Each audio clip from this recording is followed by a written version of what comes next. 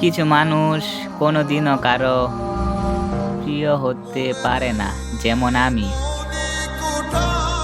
জীবন থেকে একটা জিনিস শিখতেছি, চাইলে সবার আপনজন হওয়া যায় না।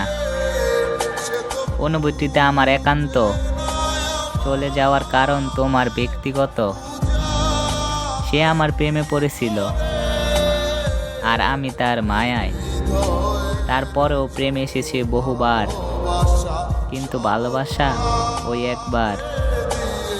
আই এম নট বুঝি, কিন্তু আসলে এখন কারো সাথে কথা বলতে ভালো লাগে না। একটা সময় ছিল যখন আমিও কারো প্রিয়জন ছিলাম। উপস, সরি, প্রয়োজন ছিলাম।